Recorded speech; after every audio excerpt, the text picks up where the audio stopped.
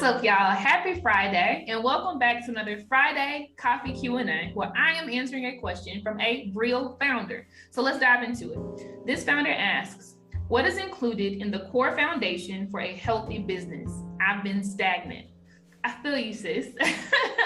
So it's a great question. I think it is probably on the doorstep of a whole bunch of people and probably up in their houses too, right? So number one, you want to make sure that your business plan is grounded on products, right? And a mission that is in alignment with your zone of genius. What do I mean by that? You are not doing yourself a service if you are only doing something because it is sexy for a given time. Why? Because as your customers graduate from that level, right, from that stage, it's going to be very, very hard for you to keep pace with what they need, right, in the next step of their journey. Another reason why people's appetites change, right? The way they want to consume things change, right? If we think about the last 10 years, at some point, we transitioned from, the supersized fry to being more health conscious and salad showing up on the menu, and then transition from there to wanting natural products. So soda brands started saying, we use natural cane sugar. And then all of a sudden you migrated into vegan friendly options, etc.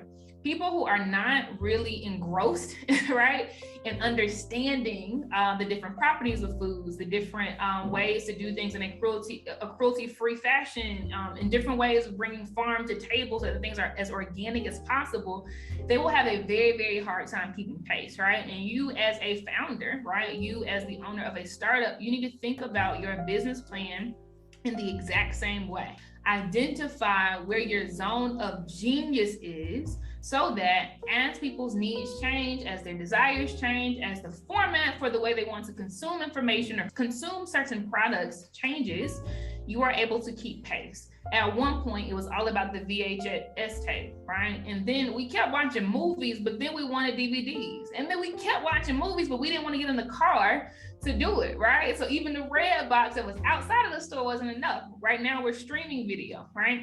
So think about it in the same way and operate from your zone of genius. It is no coincidence that I am teaching Black female entrepreneurs about starting and scaling, right, new businesses. That is my zone of genius. I can pull from that lane all day long, from the pre-website phase to the website phase to the deployment and the launch phase where you're trying to find the product market fit to the point where you found the fit and you're looking to grow, right? This is my zone of genius, right? So the core foundation, you need to make sure that your business plan is anchored on the right products and services that are very well aligned to your zone of genius, your training, your passions, right? Your skills, your strengths, okay? After that, a really good foundation is going to be one that has contemplated a budget and that sticks to that budget. Why? Because those who do not have a budget for their business are running a hobby, not a business, right? When you're running a hobby, you just like what you're doing, right? If the money comes, it comes. If it doesn't, it doesn't, right? You're not necessarily spending money on quality things, right? You will graduate to certain levels of quality as you decide that you care enough to do so.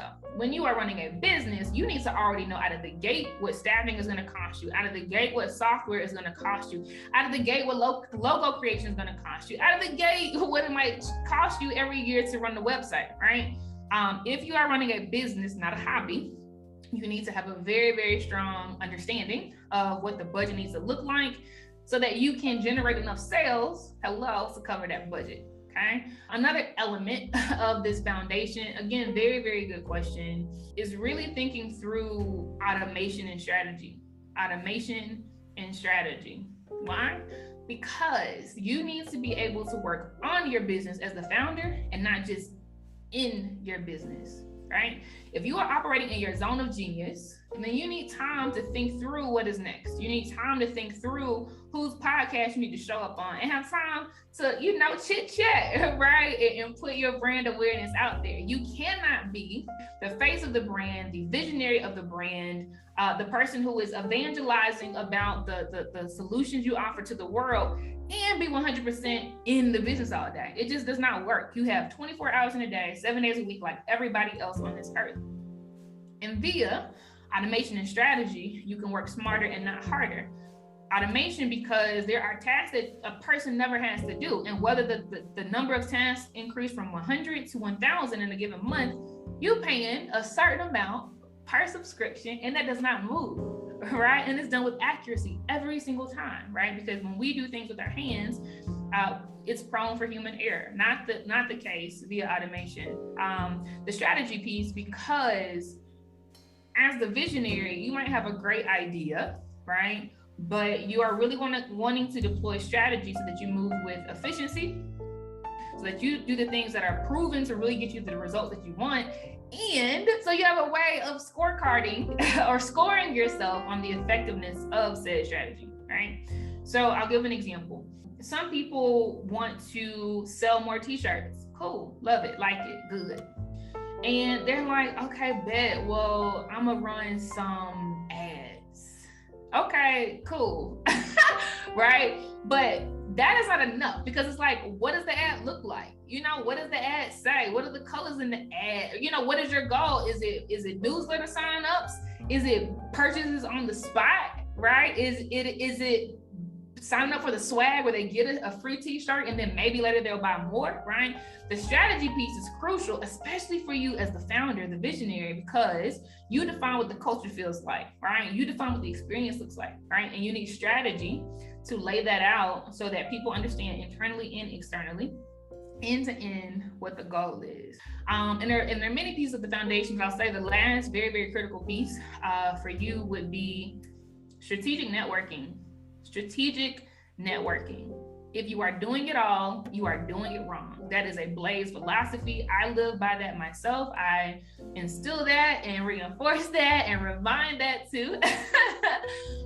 Every single woman that I encounter in the Blaze network, and you are no different. If you are doing it all, you are doing it wrong. So you need to be strategically networking so that you have the support, the resources, the evangelists in the street outside of you, making your revenue growth happen, right? Making your brand awareness happen, making shared projects and shared budgets happen. Scale is different from revenue growth, and that scale allows you to increase your revenue without increasing your time spent, right? And when you have other people you're working with, that absolutely happens. It allows you to increase your revenue growth without increasing your expenses, right? When you have people sharing costs with you, that absolutely happens. And my dude, Bob Johnson, the former president of BET, he said, you make your friends before you need them. And in business, the people you're working with are your friends, right? These are not transactional relationships where the first time somebody hears from you, you're like, and can I have $5,000? No, right? You make your friends before you need them. And via strategic networking, you can build relationships, you can nurture relationships, you can have a give and take type of dynamic where there is reciprocity on every end of the spectrum. And then you'll be able to do a whole lot of things. Don't do it by yourself, because I promise you there are other people who are speaking to your audience outside of you, right?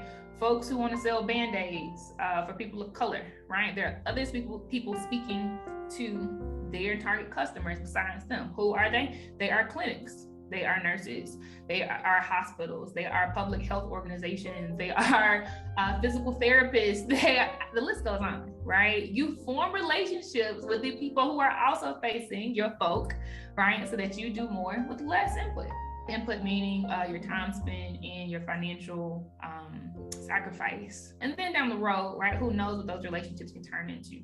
But that's what I would recommend. I actually do teach a course, a live course called the Blaze Business Intensive to Black female entrepreneurs who are looking to do exactly what you described, right? Strengthen the core foundation of their businesses. So I would strongly encourage you to enroll. Go to blazeknowledgeacademy.com if you want to learn more about this course, but it is super fire. It is 6 weeks long, and it is an intensive. It is for people who really want to catapult their businesses and revitalize, why they started, and really have clarity in what they're doing instead of confusion and overwhelm and burnout and all of the things that cause us to be stagnant in the first place, okay?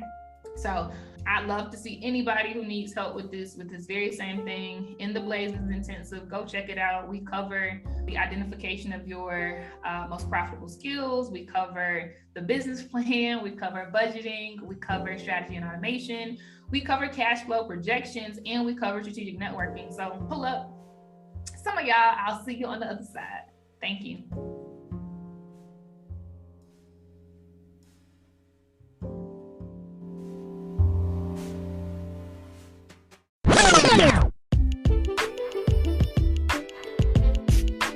Blaze Business Intensive is the 6-week business management course for Black women. Enroll today by going to blazebusinessintensive.com.